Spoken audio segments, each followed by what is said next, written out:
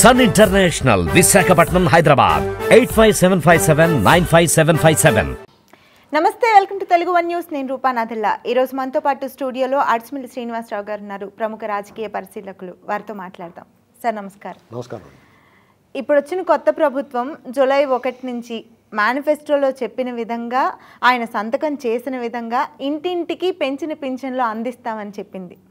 ఇప్పుడున్న కొత్త ప్రభుత్వానికి అనేక ఆర్థిక సమస్యలు ఉన్నాయి, అది అందరికీ తెలిసిన విషయమే. మళ్ళీ ఇప్పుడు అదనంగా 819 కోట్ల భారం పడబోతుంది. అసలు ఇది ఎలా సాధ్యం చంద్రబాబు నాయుడుకి? ఇప్పుడు ఇక్కడ మీకు చాలామంది ఎదురు చూస్తున్నారండి. అంటే ఆంధ్రప్రదేశ్లో ఆర్థిక సంక్షోభం ఉంది. గత ప్రభుత్వం తాలూకు ముఖ్య కార్యదర్శి ఈ దేశంలో ఏ రాష్ట్రము ప్రకటించని విధంగా ఖజానా ఖాళీ అయింది, మా జేబులో మరమరాలు కూడా లేవని చెప్పారు. ఆ పరిస్థితి ఎందుకు వచ్చింది అనేటువంటిది మనం తర్వాత ఎప్పుడన్నా మాట్లాడుకోవచ్చు. ఇక్కడ సంక్షేమం అనేటువంటిది తెలుగుదేశం పార్టీ కొత్త కాదు. అసలు సంక్షేమానికి ఆద్యుడు ఎన్టీ రామారావు గారు. ఈ దేశంలో పేదవాడికి ఇల్లు ఇవ్వాలనుకున్నప్పుడు 4 ఎదురుగాళ్ళలో 10 తాటాకులు ఇచ్చి ఇల్లు కట్టుకోమన్న రోజులు చూసాం మనం. నేను చూశాను. అలాగే కొన్ని సంక్షేమ కార్యక్రమాలు, రేషన్ ఇచ్చేవారు, కరువు అని ఇచ్చేవారు, గంజి పోసేవారు, ఇలాంటివి చేసేవారు. కానీ పక్కాగా వ్యక్తులకి, కుటుంబాలకి సంక్షేమాన్ని అందించిన ఘనత, సామాజిక పింఛన్లు అనేటువంటిది ఎన్టీ రామారావు గారే ప్రారంభించారు సంక్షేమం రూపంలో ఈ దేశంలో, దేశం మొత్తం మీదే. అప్పుడు వృద్ధాప్య పింఛన్ ఇచ్చిపోయాడు ఆయన. ఎన్టీ రామారావు 35 రూపాయలు అంత ఇచ్చేవారు. తర్వాత అలాగే ఇప్పుడు 4,000కి అయింది. ఇప్పుడు చంద్రబాబు నాయుడు గారు దాన్ని పెంచారు. 35 రూపాయలు 65, 70 అయింది. తర్వాత 200 అయింది. 200 1000 చేసాడు చంద్రబాబు గారు. 1000 2000 చేసాడు. జగన్మోహన్ రెడ్డి మాత్రం మలబద్ధం వచ్చిన వాళ్ళలాగానే 2000 3000 చేయడానికి 5 ఏళ్ళు తీసుకున్నాడు. దాన్ని 4000 చేసాడు ఆయన. చేసి అది కూడా ఎప్పటి నుంచి? ఏప్రిల్ నుంచి. ఏప్రిల్, మే, జూన్ ఈ 3 నెలలది కలిపి జూలై 1వ తారీఖున మీకు పెంచిన పింఛన్ 4000 ప్లస్ 3000, ఈ 7000 మీకు అందిస్తా అని చెప్పాడు ఆయన. అవును, దాని మీద మొదటి సంతకం పెట్టారు. అదే నా డౌట్ ఇక్కడ. ఇన్ని ఆర్థిక సమస్యలు ఉన్నప్పుడు ఇది ఎలా సాధ్యం? ఎక్కడి నుంచి వస్తుంది ఈ డబ్బంతా? Where there is a way అని, where there is a will there is a way అని చెప్పేసి ఒక సేయింగ్ ఉంది. కరెక్ట్. అలాగే మనసుంటే మార్గం ఉంటుందని చెప్పేసి అంటారు. అంటే మీరు ఇవ్వాలనుకోవాలి, సంకల్పం ఉండాలి, సత్సంకల్పం అయి ఉండాలి. దానికి పరిస్థితులు కూడా అనుకూలిస్తాయి. పైగా చంద్రబాబు నాయుడు గారు అసాధ్య సాధకుడు, అనితర సాధ్యుడు అనేటువంటిది ఆయన ఆల్రెడీ ఆయన కీర్తి కిరీటంలో ఆ యొక్క ఏకల్లాగా పెట్టుకుని ఉన్నారు ఆయన. ఎందుకంటే విజన్ 2021 అన్నప్పుడు పగలబడి నవ్వారు. అది మన కళ్ళారా చూస్తున్నాం. అలాగే ఆయన చెప్పినప్పుడు మనకి వింతగా అనిపిస్తాయి. ఎగతాళి చేస్తాం, వెక్కిరిస్తాం. ఒక రకంగా చెప్పాలంటే ఇంకుడు గుంతలు అన్నాడు ఆయన. ఇంకుడు గుంతలు అంటా అని చెప్పి నవ్వుకునేవారు. ఇప్పుడు ఇంకుడు గుంతలు లేకపోతే నీళ్లు అప్పం అయిపోతున్నాం మనం అపార్ట్మెంట్లో. చూడండి, వర్షాలు వస్తే 1 2 కాదు, అలాంటి ఎన్నో చేశాడు ఆయన. అలాగే ఇతను కూడా 4000 చేసినప్పుడు ఈ 3 నెలలది కలిపి 7000 ఇస్తానన్నప్పుడు అందరూ కూడా ఎలా సాధ్యమని ముక్కు మీద వేలేసుకున్నారు. ఎందుకంటే ఒక పక్కన జగన్మోహన్ రెడ్డి యథావిధిగా విక్రమార్కుడు బేతాళుడిని చెట్టు మీద శవాన్ని దించి భుజం మీద వేసుకున్నట్టు ఏడుపోగ వేసుకుని చెప్పాడు, నేను చాలా కష్టపడుతున్నాను డబ్బులు అన్నట్టు.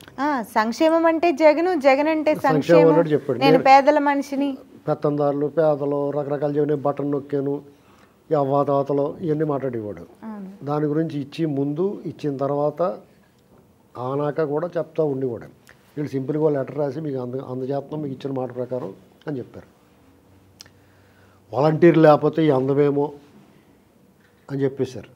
అంటే నేను లేకపోతే తెల్లారదు అన్నట్టు, కోడి అనుకుంటుందంట, నేను కుయ్యకపోతే తెల్లారదని. అలాగా వాలంటీర్లు అవసరం లేకుండా వీళ్ళు ఓ మాట చెప్పారు. ఎన్నికల కమిషన్ వాలంటీర్లను దీనికి ఇలాంటి వాటిని వాడద్దు అన్నప్పుడు వాళ్ళకి హింసించేసాడు. ఆ జవహర్ రెడ్డి ఇవాళ రిటైర్ అయిపోతున్నాడు. అతను వీళ్ళు తెచ్చుకోండి అని చెప్పి ఎండల్లో మార్చేసాడు. కానీ వీళ్ళు వాళ్ళు ఏం చెప్పారు? సచివాలయ సిబ్బంది ఉన్నారు, అంగన్వాడీ వర్కర్స్ ఉన్నారు, వాళ్ళ చేత వాళ్ళ ఇంటికి ఇవ్వచ్చు, పర్వాలేదు అని చెప్పారు. ఇప్పుడు అది చేసి చూపిస్తున్నారు ఆచరణలో. 7,000 రూపాయలు జూలై 1వ తారీఖు మీరు ఆ ఒక్కరోజు అందుబాటులో ఉండండి, మీరు ఇంటికాడ మీ ఇంటికి వచ్చి పట్టుకొచ్చేస్తారు వీళ్ళు అని చెప్పారు. ఇది జరగబోతుంది. అది పెద్ద కష్టం కాదండి. ఎందుకంటే మీకు మనసు ఉండాలి, చేయాలని సంకల్పం ఉండాలి. సరే, ఆర్థిక సంక్షోభం అనేటువంటిది జగన్మోహన్ రెడ్డి ఇప్పుడు మీ ఇంట్లో ఎలకలు పడ్డాయి అనుకోండి, ఎక్కడ పడితే అక్కడ బట్టల గిట్టలన్నీ కురికేసిపోతాయి, అంతే కదా. అవును. అలాగే మీ లేత జామ తోటలో కోతులు పడ్డాయనుకో సగం కొరికేసిపోతాయి. చెరుకు తోటలో అడుగు పందులు పడ్డాయనుకో మొత్తం దొలిచేసి అన్నీ దోషం చేసిపోతాయి. తర్వాత రైతు అన్నట్లు సరి చేసుకుంటాడు జాగ్రత్తగా వచ్చి. ఈయనకు శాపం చంద్రబాబు నాయుడు గారికి. ఆయన ఎప్పుడు ముఖ్యమంత్రి అయినా అంతకుముందు వాళ్ళు ఏదో రూపంలో దోషం చేసిపోతారు, దాన్ని సరి చేసుకుంటాడు. మళ్ళీ పెట్టి పుట్టినోడు ఎవడొకడు వస్తాడు, శుభ్రంగా కుమ్మేసుకుని ఆడవాళ్ళందరికీ దాన్ని లాగేసుకుంటాడు. మళ్ళీ ఆయన వస్తాడు, మళ్ళీ సెట్ చేస్తాడు. ఈసారి అతను రాకుండా చూసుకోమని చెప్తున్నా. ఏ దెయ్యాలు, పిశాచాలు, దుర్మార్గులు, రాక్షసులు, వీళ్ళు విషాచీలు, దార్కాలు, కాద్రాలు, అబ్రకదబ్రాలు ఎవడ రాకుండా కాపాడుకోవాలి రాష్ట్రాన్ని. ఎవరు కాపాడుకోవాలి? ప్రజలే కాపాడుకోవాలి. కాబట్టి ఈ పెన్షన్ల విషయంలో మీరు ఏమీ worry అవ్వక్కర్లేదు. ఆయన ఈ నెల కాదు, కంటిన్యూగా ఏ నెల కా నెల 1వ తారీఖు ఇస్తాడో. 1వ తారీఖునే ప్రభుత్వ ఉద్యోగులు కూడా జీతాలు పడతాయి. ప్రజల్లో ఈయన ఎందుకు నమ్మారు? ఇందుకే నమ్మారు. ఆయన క్రమశిక్షణ గల వ్యక్తి. ఈ గతంలో ఆయన ప్రూవెన్. 1వ తారీఖు ఏదైనా పండుగ ఉంటే 30వ తారీఖు పడిపోయి, లేకపోతే 29వ తారీఖున పడిపోయి డబ్బులు. ఒకరోజు ముందే కానీ ఆలస్యం చేసేవారు కాదు. ఎందుకంటే బాధ్యత కలిగిన వ్యక్తి. వాళ్ళకి వాళ్ళ సమయానికి అందాలని కోరుకుంటాడు. దానికి తగ్గట్టుగా ఆర్థిక పరిస్థితిని దాన్ని సవరించుకుంటారు, దానికి కావాల్సిన విధంగా సెట్ చేసుకుంటారు. చాలామందికి సందేహం ఏంటంటే ఈ ఆర్థిక పరిస్థితుల్ని, ఈ ఆర్థిక సంక్షోభాన్ని ఎలా ఎదుర్కొంటాడని. అదే సమస్య, అదే ప్రశ్న చాలామందికి ఇదో ఉంది. ఇది నేనేమనుకుంటున్నానంటే ఇది చాలా పెద్ద కష్టతరమైన విద్య, బ్రహ్మ విద్య కాదు. ఇక్కడ అందుకనే శ్వేతపత్రాలు రిలీజ్ చేస్తున్నారు. చూసాం మనం. ఆ శ్వేతపత్రాలు చూసిన తర్వాత ఈ ఆర్థిక పరిస్థితిని ప్రజలకు చెప్తాడు. ఇంకా ఎలాంటి విధ్వంసం జరిగింది ఇదివరకు చెప్పేవాడు కదా. అలాగైనా ఎన్నికల వరకే రాజకీయాలు, ఆయన వచ్చిన వెంటనే పనులు దిగిపోయేవాడు, ఆఫీసర్లు అందరూ పనిచేసేవారు, ఏదో పని నడిపించుకునేవారు. ఇప్పుడు అలా కాకుండా జగన్మోహన్ రెడ్డి అనేటువంటి సైతాన్, ఇప్పుడు ఆ సైతాన్ వెళ్ళిపోయిన తర్వాత ఇప్పుడు దెయ్యం పట్టిందండి ఒక అమ్మాయికి. అంటే ఇది మూఢనమ్మకం అనొచ్చు. డెఫినెట్గా నేను నమ్ముతాను. గాలి ధూళి ఉంటుంది. అంటే ఎవరు పడతాళ్ళు మోసగాళ్ళు చేసి పనులు కాకుండా దెయ్యాలు ఉంటాయి. దేవుడు అన్నప్పుడు దెయ్యం ఉంటుంది కదా. మన దేవుడు ఉన్నాడని నమ్ముతున్నాం కదా, దెయ్యం కూడా ఖచ్చితంగా ఉంటుంది. అందులో మంచి దెయ్యాలు, చెడ్డ దెయ్యాలు రెండు ఉంటాయి. మరి డెఫినెట్గా ఉంటాయి. ఇప్పుడు ఆ దెయ్యాలు కూడా ఏం చేస్తారు, కొంతమంది హాని చెయ్యం, వాళ్ళు చూసుకుని పోతూ ఉంటాయి. వాళ్ళు ఏం చేస్తున్నారండి ఏంటండి. కొన్ని దెయ్యాలు అంటే చిలిపి దెయ్యాలు ఉంటాయి, ఇలా విక్రిస్తూ ఉంటాయి, జడిపిస్తూ ఉంటాయి. కొన్ని దెయ్యాలు అయితే హాని చేస్తూ ఉంటాయి. వాటికి పిశాచాలు, రక్త పిశాచాలు, కొరుగు దెయ్యాలు, ఇలా రకరకాలు ఉంటాయి అందులో. ఇది మూఢనమ్మకాలని లేకపోతే విజ్ఞాన శాస్త్రం వాళ్ళు ఉంటారు కదా, వాళ్ళు వచ్చి మనల్ని ప్రశ్నించకూడదు. ఎందుకంటే కొన్ని నమ్మకాలు ఉన్నాయి. ఆ నమ్మకాలు ఊరికనే రావండి. దీనికి నేను ఎగ్జాంపుల్ కూడా చెప్తాను తర్వాత, ఎప్పుడో ఒకప్పుడు దీని మీద సబ్జెక్ట్ మీద మాట్లాడుకున్నప్పుడు. అయితే ఈ పిశాచాలు రానివ్వకూడదు. అంటే ఈ దెయ్యాలు, భూతాలు, గాలి, ధూళి అనేటువంటి దానికి ప్రత్యక్షంగా మనుషుల రూపంలోనే ఉంటారు.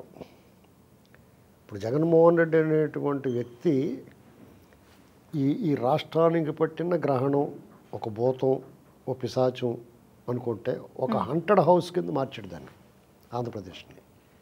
ఆ హంటెడ్ హౌస్ అంటే దెయ్యాల కొంప. ఆ దెయ్యాల కొంపలోకి ఉన్నాళ్ళు ఉంటారు, వేరే దారి లేనప్పుడు అందులోనే ఉంటారు. ఆ దెయ్యం రకరకాలుగా వీళ్ళు భయపెడతా ఉంటుంది, బెదిరిస్తూ ఉంటుంది, జడిపిస్తూ ఉంటుంది, కొంతమంది రక్తం పీల్చేస్తూ ఉంటుంది. అయినా సరే బిక్కుమంటే బతుకుతూ ఉంటారు. అలా బతికారు ఇప్పుడు దాకా. ఒకసారి దెయ్యాన్ని పట్టి తోలేశారు అని అనుకుంటున్నారు, అమ్మాయి అనుకుంటున్నారు. అయినా కానీ గూబులు ఉంది లోపల. ఈ దెయ్యం మళ్ళీ వచ్చేద్దేమో అన్న భయం లోపల అలా ఉంటుంది. దెయ్యం పోయింది కానీ భయం పోలేదు. ఇక్కడ ఈ దెయ్యం రావాలని కోరుకునే వాళ్ళు కూడా ఉంటారు. ఇప్పుడు బ్లాక్ మ్యాజిక్ విద్య నేర్చుకోవాలని వాళ్ళని ఆరాధించే వాళ్ళు కూడా ఉంటారు. ఇప్పుడు మాంత్రికులు గట్రా ఉంటారు కదా, ఆ దెయ్యాలు ఆవాహన చేస్తూ ఉంటారు, చేతబడులు చేస్తూ ఉంటారు కదా వాళ్ళందరూ. అలాగే కొంతమంది ఉన్నారు ప్రొఫెసర్ల కింద ఉంటారు వాళ్ళు. ఈ దెయ్యం వస్తే బాగుండు, ఈ దెయ్యానికి ఒక గది ఇవ్వండి, దానికి ఒక హోదా ఇవ్వండి అని అడుగుతూ ఉంటారు. దెయ్యానికి కూడా జగన్మోహన్ రెడ్డి అడుగుతూ ఉంటే దెయ్యానికి అడిగినట్టే. ఇప్పుడు దెయ్యాన్ని తోలేసేవారు బాబు కాదు, ఆ గది ఇవ్వండి అంటే తప్పు కదా. ఆ గది నుంచి ఎప్పుడు వస్తుందో తెలియదు కదా బయటికి. సరే, ఇప్పుడు సాధారణంగా ఈ జగన్మోహన్ రెడ్డి ఈ పెన్షన్ల విషయం అతను ఏం చెప్పాడు, దెయ్యం ఏం చేస్తుంది, దెయ్యాలు మూడో సాపరండి ఎలా ఉంటుందంటే మంచి అందమైన అమ్మాయి కింద కనపడుద్ది ఎక్కడో చోట. ఎవడో కారు వేసుకెళ్తూ ఉంటాడు నాలుగు వెళ్ళినప్పుడు అమ్మాయి ఎట్రా బాబు ఇలా ఉంది ఇక్కడ అనుకుంటాం. అది చాలా అందంగా ఉంది కదా, ఏంటి మనం పులిహార కలిపి బ్యాచ్ ఉంటారు కదా, డ్రాపింగ్ ఏమైనా కావాలంటే రెండు నుంచి ఎక్కించుకుంటాడు. ఆవిడ అలా తీసుకెళ్తూ ఉంటుంది. వీడు మైకుల్లో వెళ్ళిపోతాడు. ఒక పెద్ద దేదీప్యమానం కలుగుతున్న భవంతి ఇది మా ఇల్లేనండి, రెండంటే కాఫీ దాదిరి గారు రెండు అంటుంది. వీడు భలే ఛాన్స్ దొరికిందిరా బాబు వెళ్ళిపోతాడు. వెళ్ళిపోయిన తర్వాత లోపలికి వెళ్ళిన టపాలు తలుపులు మూసిపోతాయి. వీడికి గుండె జోలుమంటుంది. అయినా సరే ఏదో ధైర్యం గుండె చెక్కబట్టుని వెళ్తాడు. అది కొంచెం ఎదరికి వెళ్ళిన తర్వాత అప్పటి వరకు ఉన్న మూమెంట్ మారిపోయి దానికి ఒక గురకలాంటిది కట్ట వినపడుతూ ఉంటుంది. ఇది ఎట్లా బాబు అని అనుకున్నప్పటికీ ఆ అమ్మాయి అలా ఉండగా తల వెనక తిరుగుతుంది, వీడి గుండె జారిపోతుంది కదా. ఇలాంటి భయంకరమైన దృశ్యాలు చూపించాడు ఇతను మనకి ఈ 5 ఏళ్ళు. ఇప్పుడు చేతులు పిసుక్కుంటా ఎర్రోళ్ళు నవ్వుతుంటే ఇంటి మంచోడు అనుకున్నారు అందరూ. లోపలికి వెళ్ళినా ఐఏఎస్ని ఐపీఎస్ని కొడతాం, రాజకీయ నాయకులు కొడతాం, ఈ దుర్మార్గాలు పీకులు కోయించేస్తాం, డబ్బులు దొబ్బేటి ఇవన్నీ చేశాడు కదా. దయ్యాలుగా పని తెలియదు, మనుషులు చంపేస్తాం గట్రా తెలిసేమో కానీ ఇంత దుర్మార్గంగా తెలియదు. ఇలాగ పచ్చి మోసం అటువంటి దయ్యాన్ని పారదోలాలనుకున్నారు. అది ఎర అనమాట. దయ్యం ఏం చేస్తుందంటే తన అందచందాలను ఎరేసి, లేకపోతే మగాళ్ళు అయితే ఇంకో రకంగా ఎరేసి వాళ్ళని ఆకర్షించి దగ్గరికి వచ్చిన తర్వాత వాళ్ళు విశ్వరూపం చూపిస్తారు. ఇతను కూడా అలాగే సంక్షేమ పథకాలు లేదా ఇవన్నీ ఇచ్చి వాళ్ళు ఎరేసి వాళ్ళ దగ్గరికి వచ్చిన తర్వాత అందులోకి వచ్చిన తర్వాత బయటికి వెళ్ళలేదు. తలుపు టపాలని మూసిపోతాయి పారిపోదాం అన్నా కానీ. చూడండి దయ్యాల సినిమాలో చూడండి, వాళ్ళు బయటికి పారిపోదాం అన్నా కానీ తలుపు మూత పడిపోతాయి. అలా చేసాడు ఇతను. అతి కష్టమే తెరిచారు వీళ్ళందరూ కలిపి. మొత్తం మీద దయ్యాన్ని పారదోలేరు. కాబట్టి ఈ సంక్షేమం కానీ ఈ పథకాలు కానీ వీళ్ళు దైవంతో సమానం. ఈ బ్యాచ్ దేవుణ్ణి నమ్ముతారు, కర్మని నమ్ముతారు, పాపభీతి ఉంది, ప్రజలంటే భయము భక్తి ఉంది, బాధ్యత ఉంది. కాబట్టి వీళ్ళు ఏం చేస్తారు, దీన్ని బాధ్యతగా తీసుకుంటారు. ఆ డిఫరెన్స్ ఉంది వాళ్ళిద్దరి మధ్య. కాబట్టి వీళ్ళ సంకల్పం సత్సంకల్పం కాబట్టి ప్రకృతి కూడా వీళ్ళు సహకరిస్తుంది. కాబట్టి మీరు ఏం వర్రీ అవ్వద్దు. రేపు 1వ తారీఖునే కాదు, వచ్చి 1వ తారీఖు కూడా అందంగా ఇవ్వగలుగుతారు. ఇదే జగన్మోహన్ రెడ్డి ఎలక్షన్స్కు ముందు ఈ పన్నుటాకులు లాంటి ముసలాళ్ళకి ఇచ్చే పెన్షన్లను కూడా అస్త్రంగా ఉపయోగించి మీకు ఇవ్వనివ్వట్లేదు, వాలంటీర్లను ఆపేస్తున్నారని ఆ నిందలు కూడా చంద్రబాబు నాయుడు మీద వేశారు. కానీ ఆయన ఇవాళ ఆయన మేనిఫెస్టోలో చెప్పి ఇచ్చిన మాట ప్రకారం సంతకం చేసినట్లుగా జూలై 1 నుంచి అమలు చేయబోతున్నారు. దీని మీద మీరేమంటారు? ఇప్పుడు అవ్వాతాతల్లో చాలామంది ఆయన ఓటేసి ఉంటారు. 50-50 అయ్యి ఉంటుంది. ఒక బెల్ట్ ఒక ఏరియాలో అసలు వేసి ఉండరు. అంటే ఇటు కోస్టల్లో ఉత్తరాంధ్రలో వాళ్ళు చంద్రబాబు నాయుడు నమ్మారు. వాళ్ళు 7,000 వస్తున్నాయి 1వ తారీఖు. వాళ్ళు ఏం పోతుంది ఒకసారి చూద్దాం అనుకుని ఉంటారు. అయితే ఇతను 40% వచ్చినాయి అనుకుంటున్నాడు కదా, అందులో ఓ 10% ఎగిరిపోతాయి ఇవాళ రేపు 1వ తారీఖు తర్వాత. అలాగే అతను ఆయన చెప్పేది అబద్ధాలు ఇంటికి పట్టుకొచ్చి ఇచ్చి కూడా సడన్గా వాళ్ళ మీద నెట్టెత్తున్నాడు అనేటువంటి వాళ్ళు విజయవంతంగా చెప్పగలిగారు. అతనికి 2 నెలల్లో వ్యవధి వచ్చేసింది. ఏప్రిల్ 1 ఇవ్వాల్సి వచ్చింది, మే 1 కూడా పెన్షన్ ఇవ్వాల్సి వచ్చింది, ఏప్రిల్ 1 జీతాలు ఇవ్వాల్సి వచ్చింది. అంటే కర్మ అనేటువంటిది ఎలా ఉంటుందంటే ఒక్కొక్కసారి కర్మ కాలినప్పుడు టైం అన్నది కానప్పుడు అన్నీ సుడిగుండాలు వచ్చేస్తాయి. జగన్మోహన్ రెడ్డికి అది కూడా నష్టం చేసింది. అతను ఉక్కిరి బిక్కిరి అయిపోయాడు. సాగినంతకాలం తనంతటి వాళ్ళు లేడనుకుంటారు. ఒకసారి బొమ్మ తిరగబడేటప్పటికి దీన్ని అధిగమించలేకపోయాడు. ఎందుకంటే అతని బుద్ధి వక్రం, అతని ఆలోచన సరిగ్గా లేదు, అతని దారి అడ్డదారిలో వెళ్ళేవాడికి ఎప్పుడన్నా రహదారి మీద నడవాలనుకున్నా నడవలేడు. కాబట్టి చంద్రబాబు నాయుడు గారు వాళ్ళు ఫేర్గా చెప్పారు, కాన్ఫిడెన్స్ వచ్చింది. చంద్రబాబు నాయుడు గారు ఎందుకు నమ్మారు వాళ్ళు? 200 1000 చేసాడు, 1000 2000 చేసాడు. సరే అతని మాట నమ్ముదాం, నష్టమే ఉంది వాళ్ళకి. ఒకవేళ చంద్రబాబు నాయుడు గారు గెలవలేదనుకోండి, జగన్మోహన్ రెడ్డి అలాగే ఇస్తున్నాడు కదా, అది అలాగే స్పేర్లో ఉంటుంది, ఇంకోసారి ఓటేసి చూద్దాం అనుకున్నారు, ఓటేసారు అనుకుంటున్నాను నేను. కాబట్టి వాళ్ళు నమ్మారు, ఈయన కూడా నమ్మకాన్ని నిలబెట్టుకుంటున్నాడు. కాబట్టి డెఫినెట్గా వాళ్ళందరూ చాలా సంతోషంగా ఉంటారు. రేపు ఒక పండగ వాతావరణం కనపడుతుంది, పాలాభిషేకాలు ఉంటాయి, పాలు కొరత వచ్చేది రేపు. Right sir, thank you.